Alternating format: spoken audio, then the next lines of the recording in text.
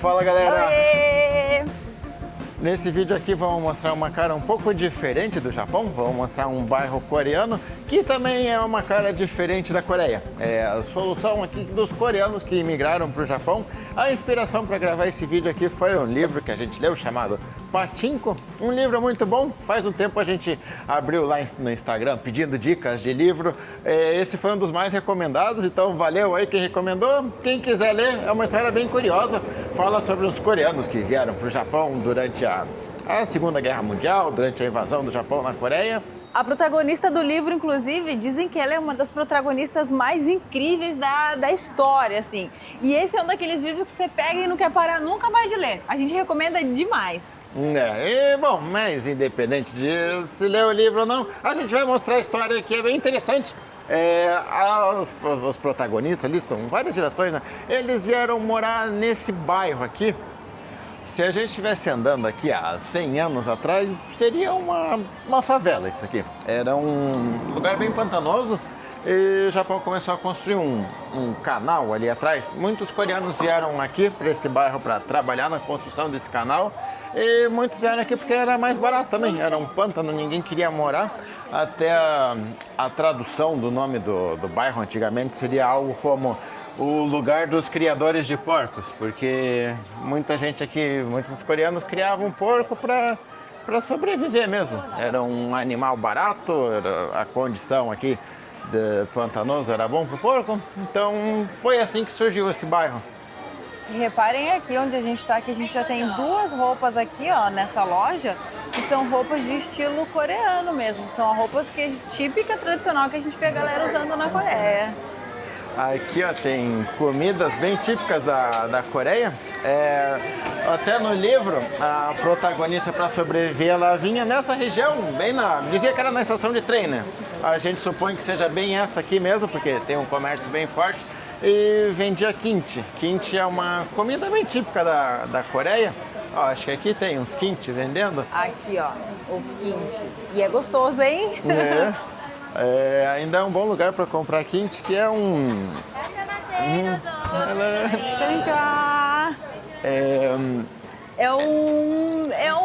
conserva, né? Mais complexo ali. E apimentada.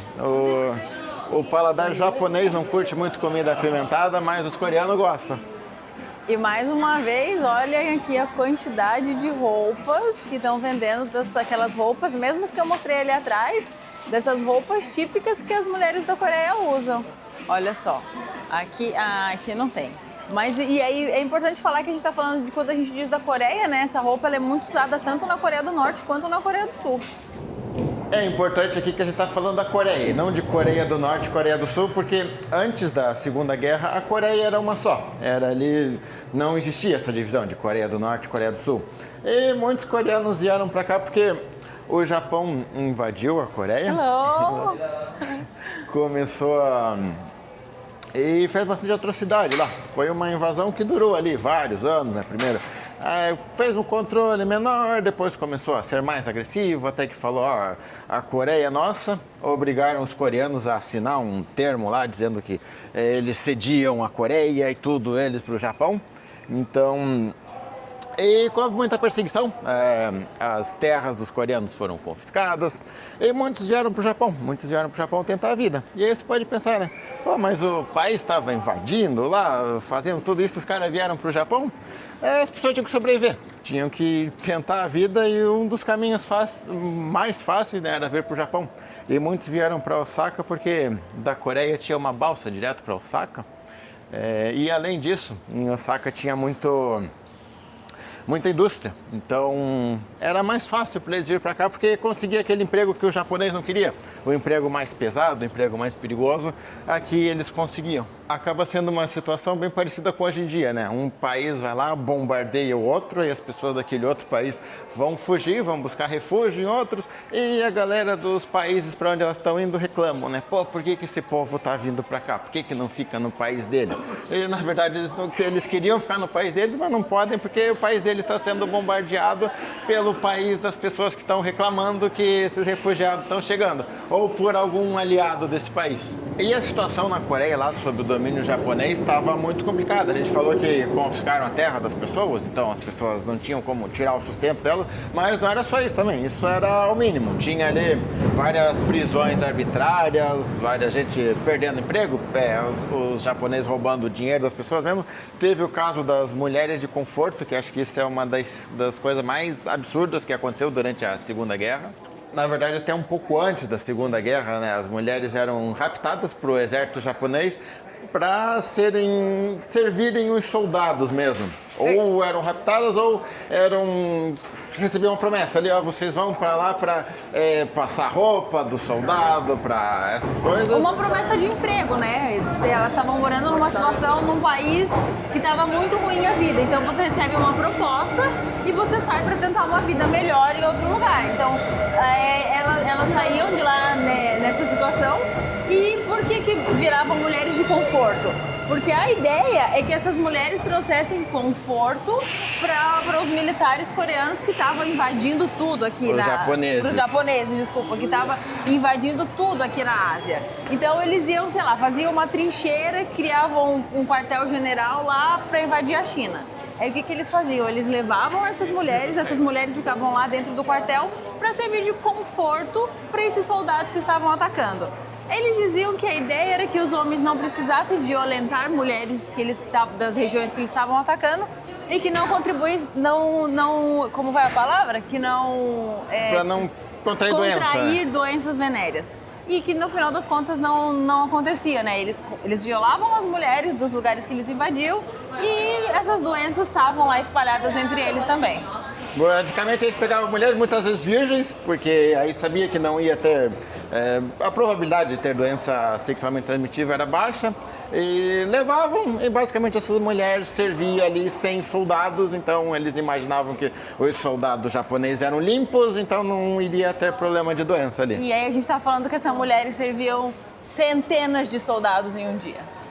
Inclusive, essa coreana da história do livro, ela não virou uma mulher de conforto porque ela veio para o Japão. Ela veio para o Japão porque a situação estava insustentável na Coreia mesmo. Ela não queria vir, mas falou, não, vai lá que vai ser melhor. E veio parar nesse bairro. Um dos motivos também de muitos coreanos virem parar nesse bairro, mesmo que eles viessem com dinheiro para cá, os japoneses não alugavam casas em bairros mais nobres para os coreanos. Então eles tinham que se virar, vinham parar assim, em bairros marginalizados. Ah lá, voltando aqui para a feirinha, aqui tem mais uns kimchi vendendo. Esse é bem gostoso, eu acho que se eu fosse coreano é a comida que eu senti falta. Igual como brasileiro a gente sente falta do feijão, eu acho que o coreano sente falta do kimchi. Então os coreanos que estão aqui até hoje podem vir aqui comprar o kimchi. Nossa, e aqui tem cheiro de kimchi. O tempero do kimchi é bem forte, então você anda aqui tem um cheirinho gostoso. E aí, voltando a falar desse bairro, né, também teve uma situação importante ali de mencionar que antes da Segunda Guerra ainda teve um terremoto forte em Tóquio, na região de Tóquio, e culparam os coreanos pelo terremoto, né? Basicamente, não dá para culpar o cara por ter feito o terremoto, mas falaram, não, eles estão envenenando os poços d'água, essas coisas. E aí a galera os civis mesmo começaram a fazer barricada e matar os coreanos. Eles fizeram um esquema assim, parava a pessoa, mandava falar uma palavra difícil em japonês. Se o coreano tinha dificuldade para pronunciar, matava o cara ali mesmo. Espalhou-se a notícia, tudo. A polícia meio que ajudou a espalhar o boato. Então foi um negócio bem... que atingiu vários níveis ali da sociedade japonesa. Inclusive, diz que muitos japoneses foram mortos também. Às vezes o cara era de outra região, o cara morava no norte do Japão, tinha um sotaque diferente, o cara fala, você falou diferente, aí você é coreano, e lá e matava. E aí também atingiram pessoas de outras nacionalidades também. Então, já haviam outras pessoas de outras nacionalidades que moravam aqui no Japão, e embora o foco fosse os coreanos, eles assassinaram muita gente. Chinês que morava aqui.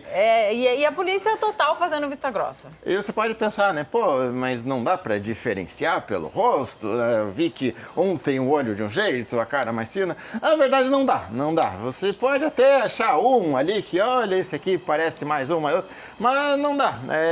É como você reconhecer quem que é coreano, chinês, japonês. num aeroporto por causa da roupa que eles usam, do tipo de cabelo, do jeito deles. Às vezes um ali é mais animado que o outro. Aí você pode deduzir, mas pelo rosto, vamos dizer, um coreano que está aqui vestido como japonês, você não diferencia. Inclusive, uma curiosidade é que, posteriormente, aí foram passando as gerações, alguns não sabiam que eram coreanos, alguns coreanos não sabiam que eram de origem coreana. Para fugir do preconceito, muitas famílias de coreano educaram os filhos a falar só japonês, mandavam para a escola de japonês. Aí esse filho, ele sabia que ele era coreano, ele falava coreano com os pais, mas aí os filhos dele, ele já tentou falar só japonês com o filho e mandava para a escola de japonês. Então, o filho do filho já não sabia a origem dele, ele já era uma forma de proteger mesmo. Uma coisa que aconteceu, os coreanos foram obrigados a mudar o nome também, mudar o nome para uma versão japonesa. Então, vamos dizer, se fosse ali no Brasil, a gente é invadido por algum país vizinho que fala espanhol. Então, como que é teu nome? Ah, João Gonçalves. Não, não é João Gonçalves, é Juan Gonzalez. E era assim que acontecia aqui. Então, até pelo nome, você não conseguia rastrear.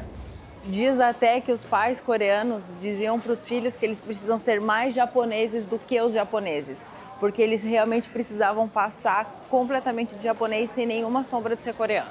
E aí, tinha a questão da documentação, né? O coreano era segregado aqui dentro. Isso durou até os anos 90, tá? Nos anos 90 ali, o coreano ainda tinha que ir lá registrar a digital dele, mas alguns conseguiam a cidadania japonesa, conseguiam ali com contatos e tal. Então, se o cara conseguia a cidadania japonesa, ele tentava passar para frente, assim, ó, filho, você é japonês, nem queira saber o teu passado, esqueça. E aí muitos não tinham essa documentação, então só descobriam que eram coreanos mesmo quando era adulto ali, ia casar e tal, precisava do documento, aí via, puxou lá atrás, é coreano, não pode, vai ter que fazer mais uma burocracia ali.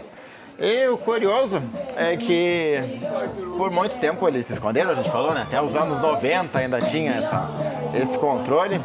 E aí hoje que o Coreia tá na moda, hoje que tem K-pop, comida coreana, dorama e tal, muitos dos que escondiam que eram coreanos hoje estão podendo revelar, hoje estão falando, tenho origem coreana.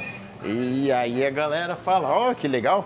Os japoneses mesmo, muitos japoneses vêm nessa feirinha aqui para conhecer a comida coreana. E aí já fala, né? Que legal, ele é coreano, bonito, igual os K-pop. De algumas décadas para cá, né, esse preconceito caiu bastante. Então, as pessoas mais novas, por exemplo, já não se importa qual que é. Você vai falar com uma pessoa hoje de 20 anos, ela não se importa se a pessoa ela é coreana, se ela é brasileira, mas que antigamente isso era muito difícil e que as crianças, inclusive, sofriam bullying na escola por serem coreanas. Então, por falar diferente, por ser diferente, por ter uma cultura diferente. Então, imagina, você tem um filho de 7 anos de idade que está indo para a escola e está sofrendo bullying porque ele não é daquele lugar. Então, era uma situação muito complicada que hoje diz que já não tem mais, igual o Renan falou, né? Isso já realmente já caiu comparado a como era antigamente. Mas diz que ainda tem um ou outro que aparecem assim nas redes sociais para xingar a galerinha. E um estigma que eles carregavam era que o coreano era fedido. Eles diziam, não, o coreano cheira mal.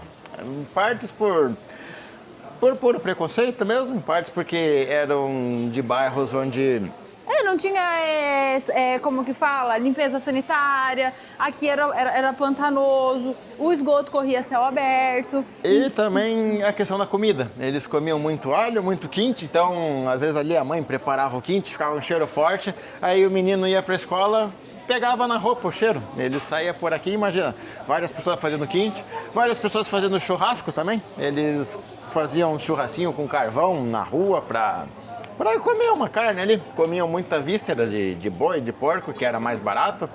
Então, imagina, os carinhas moravam aqui, estudavam, passavam por uma feirona cheia de fumaça, cheia de tudo, pegavam o cheiro na roupa. Aí eles se lavavam bem, eles lavavam todo dia a roupa, tomavam banho. Então, isso acabou criando um coreano mais limpo do que o próprio japonês, né? Porque para tentar tirar esse estigma, ele tinha um asseio muito maior. E saímos no mercado de peixe aqui, bastante peixe sendo vendido, peixe tudo fresco. Amor, posso falar um negócio? Tá me dando fome. Acho que vamos comer agora para continuar. Olha só, olha o tanto de kimchi que tem aqui. Olha só, vários tipos. Entramos num restaurante aqui para comer. Esse aqui vai ser bem tradicionalzão. Olha só que legal! A gente comentou, né, do cheiro ali, que eles faziam churrasquinho na rua, igual faz no Brasil ali, os churrasquinhos, né? Ainda mantém a tradição, só que agora os restaurantes têm um sugador de fumaça, então você não fica com cheiro. E ficou bastante popular entre os japoneses. Eu acho que você não fica com tanto cheiro nesse daqui, porque aqui é fumaça pura. Embora estejam todos os exaustores funcionando, a fumaça tá comendo o ambiente. E aqui, ó, mostrar o menu é em japonês. Muitos coreanos que falam japonês vêm aqui, né? Já falou que muitos até perderam o idioma coreano. E muito japonês aí também. A comida depois tornou bastante popular. A comida que eles caras olhavam com o olho torto, agora eles gostam. Não, diz inclusive que esse restaurante aqui ele é muito tradicional, ele é bem antigo aqui na região. Mas o menu em japonês, a galera aqui, os funcionários falando em japonês, porque a maioria das pessoas maçante que vem aqui fala japonês. E aí aqui, ó, tem um tablet pra você pedir. Aí o tablet ele colocou em inglês pra gente. Tem vários cortes aqui que a gente não entende. Esse aqui, ó, pela tradução é o diafragma. Ele tem uma cara de carne mesmo, mas a tradução pelo menos é diafragma. Eles comiam muito por necessidade, eles precisavam comer proteína, não tinha dinheiro para comprar carne, comprava as partes que os japoneses não queriam. Comprava ali nariz, bochecha, pescoço. E posteriormente, aí quando o Japão começou a perder a guerra, a coisa ficou difícil pro japonês também. Aí o japonês, essas carnes que vocês comem é mais barato, né? E caiu no gosto do japonês também. Aí hoje você pega o menu, o preço de uma língua ou de um fígado é o mesmo de uma carne dessa aqui, ó. Esse aqui acho que é um contrafilé, bem bonito de gordura.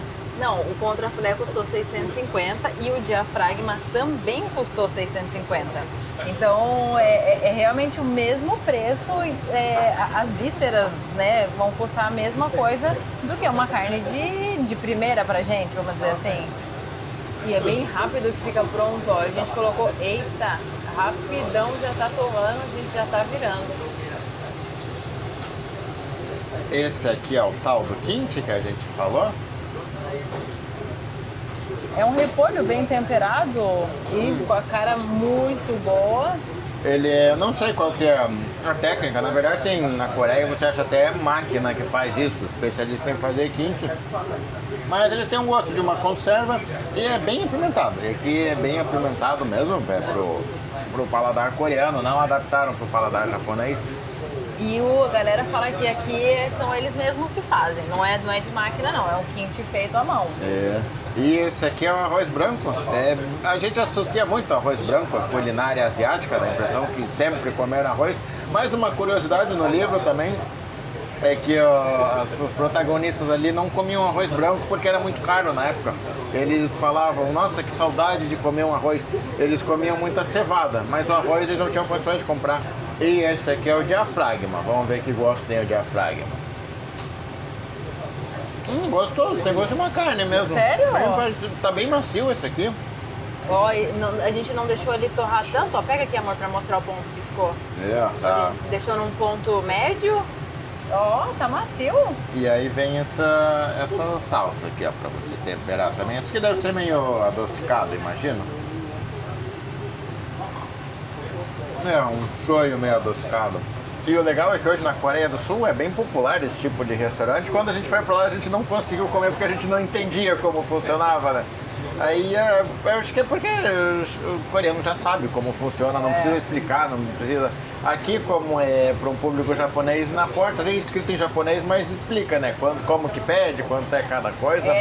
E é interessante também porque, por exemplo, no Brasil, a gente conhece esse churrasco aqui como um churrasco coreano, ou como um churrasco japonês. E esse tipo de mesa, assim, que a gente vê em alguns restaurantes montados, chama de churrasco japonês. Mas, na verdade, ele nasceu no Japão, porém, na mão dos coreanos. Então, não sei se dá pra falar que é um churrasco, na verdade, coreano que tá aqui, ou se a gente pode falar que é um churrasco nipo-coreano, mas a verdade é que ele nasceu pelos coreanos. Na Ásia eles costumam chamar de coreano, né? Você vai na Tailândia comer, lá tá escrito Korean Barbecue. Mas no Brasil é chamado de churrasco japonês. Quem acompanha a gente aqui há mais tempo sabe que eu sou muito mais fresca que o Renan pra comer. Mas, gente, esse diafragma aqui, ó, meu Deus do céu, que carne boa! Foi surpreendentemente boa. É mais gostoso que a nossa picanha, não é? Mas é surpreendentemente bom. É muito gostoso. Nós traduzimos o que é cada coisa aqui desse menu para mostrar para vocês. Então, ó, a tradução foi que aqui nós temos bochecha, língua, 3 partes diferentes do estômago, intestino fino e grosso, pulmão, algo que vai perto do coração, traqueia, útero e pomo de Adão. Nossa, útero, esse eu nunca tinha nem parado pra pensar. Não, e sabe o que eu pensei? Esse diafragma foi tão gostoso que a gente deveria voltar um dia, agora não, agora a gente está satisfeito, para quebrar um pouco do preconceito e provar essas outras partes. E ó como é o carrinho aqui para transportar as coisas no mercado. A comida lá deu 3.050 ienes, bacana. O legal é que a gente teria gastado, como a gente falou, né? Teria gastado a mesma coisa se tivesse comido só os cortes nobres ou só as entranhas. O preço era, acho que era 650 cada porção, independente de ser nobre ou não. E, bom, por que caminho vamos? Aqui é muito legal, porque aqui é uma parte coberta e aí é um labirinto, você vai andando. Então a gente nunca sabe para onde a gente vai, se a gente já passou num lugar ou não, a gente só tá andando.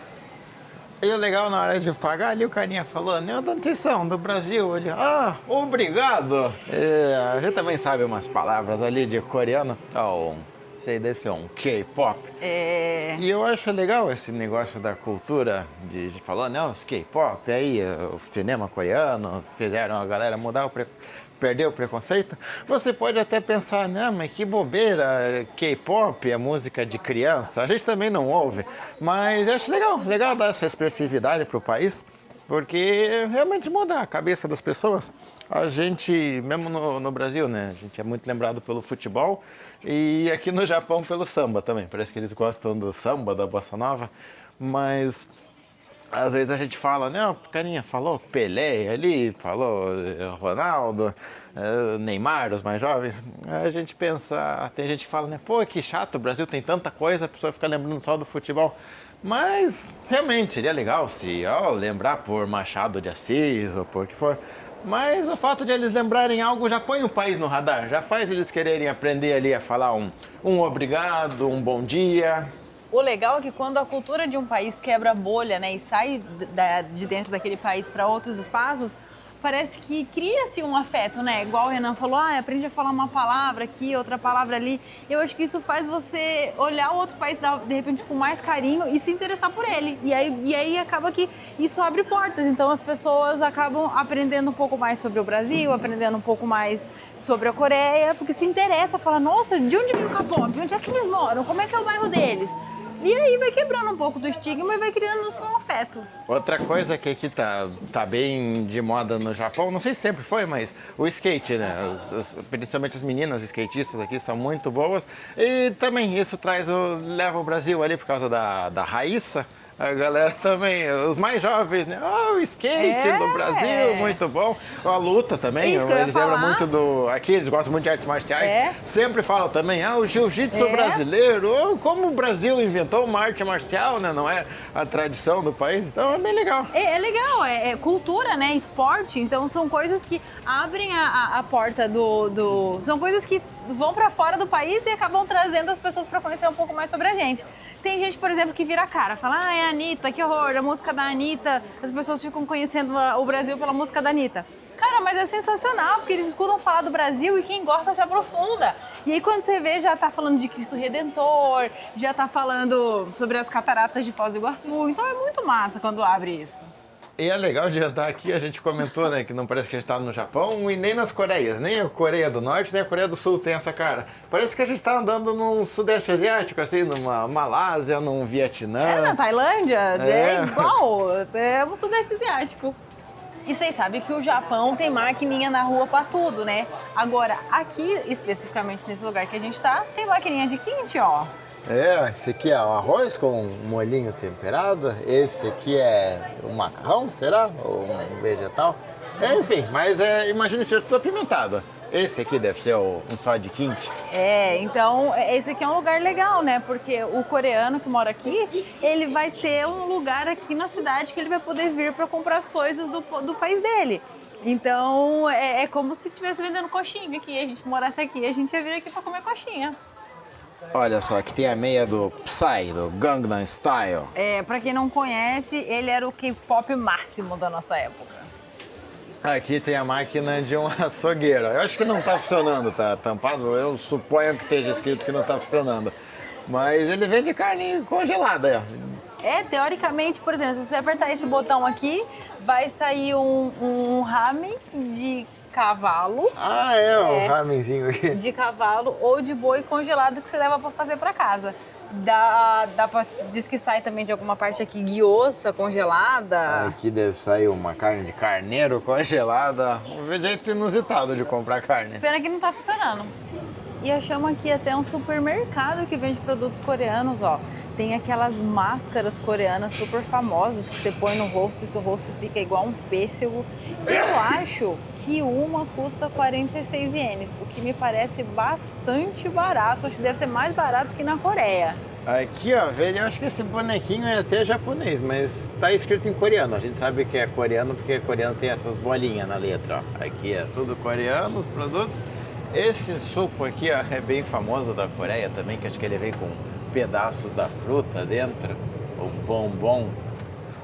Compramos um refrigerante de melancia, ó. Diz que ele é feito na Coreia mesmo, mas por alguma razão ele está escrito em espanhol, algumas partes, ó, excesso de calorias, e ele é halal também, então os muçulmanos podem consumir. Que mistura! Não é? Vamos ver que gosto tem isso aqui. Tem cor de melancia? Ele tem uma cor que lembra um Guaraná Jesus.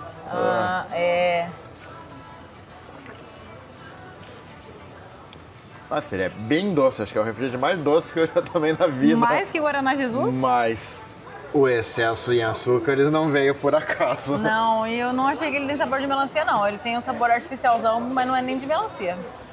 E aí nós pode se perguntar, né? Tá, mas depois da Segunda Guerra Mundial, o Japão foi derrotado, os coreanos não voltaram para a Coreia?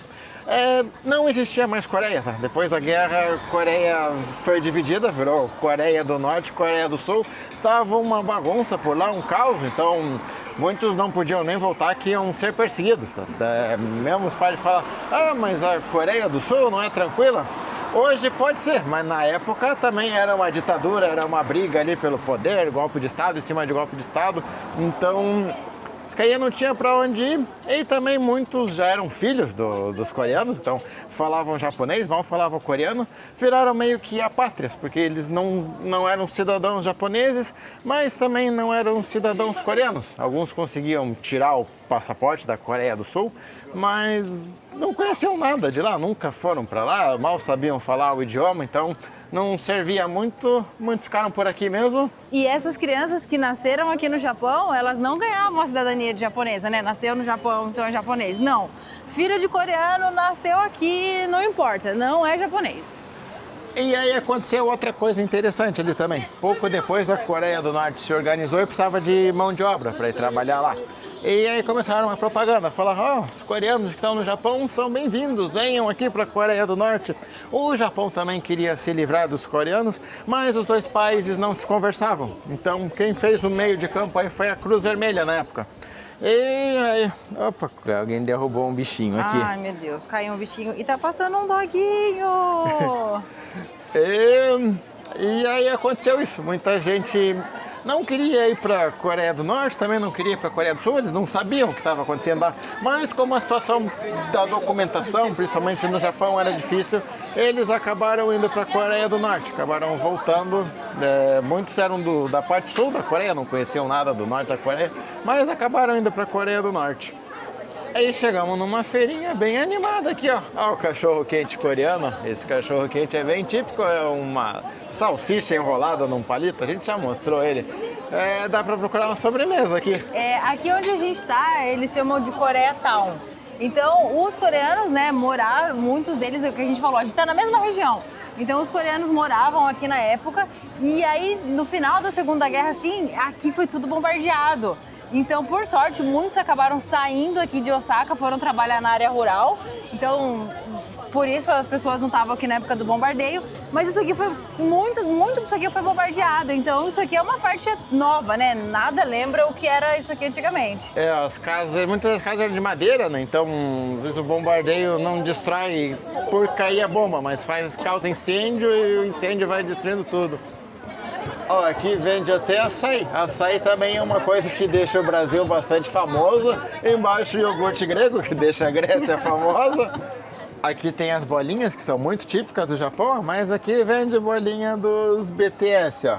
Acho que vem aqui dá pra ver, ó. Vem a foto de um deles. É um chaveiro, eu acho, ó. São diversos chaveiros. Acho que aqui dá pra ver bem que é um chaveirinho. Não dá pra saber qual chaveiro vai cair, hein? Quer tentar, amor, um?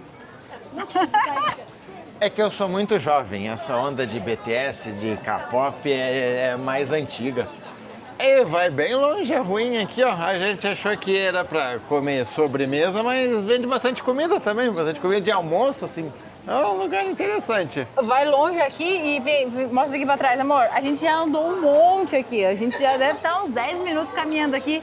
E o negócio que impressionou a gente um pouco aqui nessa região é que, tirando a gente mais 4 gatos pingados de gringo, a maioria é local. Não é Osaka é um lugar muito turístico e aqui ainda não é tão turistado. Pode ter japonês ou pode ter uns turistas coreanos, né? Que a gente não sabe diferenciar, mas é tudo oriental, ocidental não se vê. Olha que legal a plaquinha aqui, ó, mostra a moça com a roupa típica coreana e o carinha com uma roupa típica também. Mas o aviso tá todo em japonês. Corn Dog Rainbow. Rainbow, né? Rainbow. 700. Thank you. 700. Sorry. 600. 400. Thank you. Thank you. Number. Number 15. Thank you. Thank you. Compramos um negócio aqui. É meio que o cachorro quente dele, só que depois de um tempo no Japão a gente começa a gastar dinheiro em bobeira, tá? Esse aqui, ó, é um cachorro quente com arco-íris dentro. Puxa! É um queijo, né? É um queijo, é um corante, né? E, enfim. Prova o queijo, vê se ele tem sabor doce. Puxa! É um queijo doce, tem sabor de algodão doce, sei lá. A massa parece até ser uma massinha de banana. É de banana não, de batata. Eu acho que é massa de milho. Puxa! Eu não sei se combina muito, tá? É negócio que a gente compra de bobo mesmo.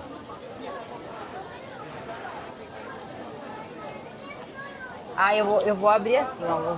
Eu quero mais emoção. Nossa! Ó, que emoção, meu Deus, que colorido! Ai, gente, que emoção!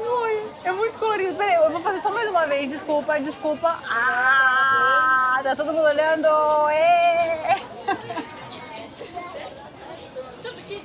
Não é bom, não?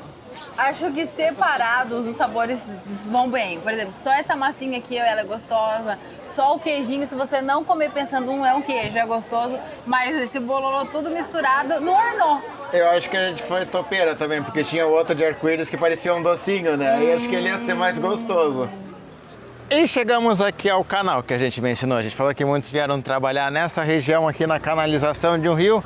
Era esse rio aqui. E o bairro ficava aqui, ó. Então os que trabalhavam com isso ficavam aqui pertinho. Outros tinham um destino pior, iam trabalhar na mineração. A mineração era um trabalho pesado, de quase escravidão, e eu acho que eu tô errado de pôr esse quase na frase. Outros montaram seu negócio aqui no bairro, é capaz que vários desses negócios que a gente mostrou tenham sido passados aí do vô pro filho, pro neto, pro bisneto, estão até hoje na mesma família. E teve alguns que ganharam dinheiro, e muito dinheiro, com isso aqui, ó, o patinco. Daí vem o nome do livro que a gente está comentando. Ó, para vocês terem uma ideia, ó, quanta bicicleta que tem aqui no estacionamento. Toda essa galera tá aí dentro jogando. O patinco é um jogo de azar, é como se fosse um cassino, um equivalente, que é bem popular aqui no Japão. Esses ambientes geralmente não pode entrar, não pode filmar, eles proíbem completamente câmeras aí, Pra você até não mostrar as pessoas que estão lá dentro praticando o jogo, né? Porque isso se tornou um vício. Isso aqui é um negócio que é perigosíssimo, né? Ele não é ilegal, mas a pessoa que tá aí dentro não quer que fique filmando ela. O patinco é um jogo com umas bolinhas, lembra um pouco um pinball, uma coisa assim, com um monte de bolinha. Era comum as crianças jogarem, ter nas lojas de doce, pra criança brincar mesmo, sem apostar, sem pagar nada. Lembro, acho que no Brasil tinha também uns joguinhos que os carinha fazia, punha uns preguinhos, aí jogava bola, a bola tinha que acertar nos buracos, como se fosse um jogo de pinball mesmo, de fliperama mais simples. E tinha nas lojas de doce pra criança ir lá, ficar brincando, ficar mais tempo lá consumindo doce. Ou falar pra mãe, né? Mãe, eu quero ir lá, não quero um doce, eu só quero brincar na maquininha. Aí ia lá e aí depois chegava pra mãe, olha que legal esse doce, né mãe? Olha que legal essa bala nova. E aí ganhava uma balinha. E baseado nesse jogo, acabou evoluindo para um jogo de azar mesmo. Aqui no Japão, jogos de azar são proibidos. Você não pode ter cassino aqui que você aposta dinheiro. E como que isso aí funciona? Nele você não aposta dinheiro, você aposta bolinha. E é isso mesmo. Você vai lá, tem um lugar fora que você compra a bolinha, aposta as bolinhas, ganha ou perde, e se você ganhar, você vai nesse lugar e vende suas bolinhas e pega o dinheiro. Ou seja, funciona totalmente como um jogo de aposta, um jogo de cassino, só que são dois negócios separados. Então, aqui parece que a lei é levada ao pé da letra. Então, o cara vai lá na loja de bolinha e fala, o que você tem aí? Não, tem uma loja que eu compro e vendo bolinha. O que o cara faz com essas bolinhas não é problema meu. E aí chega aqui e fala, tem um jogo de azar? Não, aqui não é um joguinho, mas a gente não aposta dinheiro. A pessoa traz a bolinha dela, não sei o que ela comprou, e se ela ganhar a bolinha, ela leva e não sei o que ela faz com essa bolinha. Às vezes o cara que, na maioria das vezes, né, o cara que compra e vende a bolinha e o patinco são do mesmo dono, mas como são negócios separados, conseguem burlar a lei. E algumas vezes eles pegam algumas bolinhas e trocam aí dentro também. Aí tem um lugar pra você trocar por doce, brinquedo. A gente entrou em um esses dias. Então você troca por uma infinidade de coisas suas bolinhas. Aí é opcional trocar bolinha por dinheiro, não. Olha, tava reparando as bicicletas aqui, ó, tá lotado o lugar. E assim, eu digo que você compra a bolinha fora, não é nem assim, eu vou lá no centro comprar a bolinha. Às vezes é junto ali mesmo, só é do lado, mas o cara fala, não, ali é outro negócio, é outro CNPJ, são duas coisas separadas. Tem uma loja que compra e vende bolinha. Pode ser um guichê dentro do negócio, lá dentro para comprar bolinha. Geralmente na hora de trocar a bolinha por dinheiro, não é lá dentro. Diz que geralmente é numa casinha, que aí é uma casa do lado de fora. Mas para comprar bolinha, às vezes pode ser lá dentro, num guichê que tá lá vendendo bolinha. E ele acaba entrando como se fosse um jogo de fliperama, assim. Quando você vai lá jogar o Street Fighter no fliperama, você põe o dinheiro, se diverte, não espera ganhar nada. E ele diz, é a mesma coisa, só que é com bolinha. E aí, pode ser que ele ganhe uma bolinha. Aí se ele quer trocar aqui fora aqui dentro por um chocolate, ou se ele quer procurar alguém aí fora que troca bolinha por dinheiro, é opcional. E onde entra o coreano nessa história? Muitos coreanos são donos desses patincos, muitos vinham trabalhar nos patincos, às vezes até o patinco é relacionado com a Yakuza ali, a Yakuza, o crime organizado japonês. Eles contratavam coreano, eles não estavam nem aí, e eram donos, aí o coreano começava a trabalhar, depois montava o patinco dele, ia lá, contratava mais coreano, que depois saía, montava o patinco dele. Aí por isso, e hoje muitos japoneses perdem dinheiro aí, vão lá, apostam e perdem tudo, perdem a casa.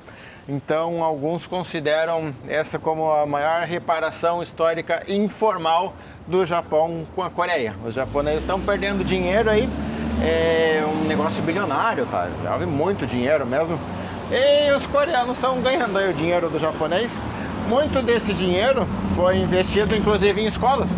Os coreanos às vezes montavam as escolas deles aqui, não tinham recurso, o japonês não, o governo japonês não investia nas escolas, né? Não fazia melhoria na escola, de repente não levava uma comida ali pro aluno coreano que estava precisando. Aí do patinco vinha o dinheiro. Muito desse dinheiro, inclusive, acabou indo para a Coreia do Norte. Muitos coreanos tinham relação ali com o regime da Coreia do Norte e mandavam o dinheiro para lá. Tem algumas organizações da Coreia do Norte aqui no Japão, que inclusive tem escolas. Hoje é bem fraco, mas antigamente tinha várias escolas aqui no Japão para os coreanos que tinham lá a foto do Kim Jong-un, do que fosse.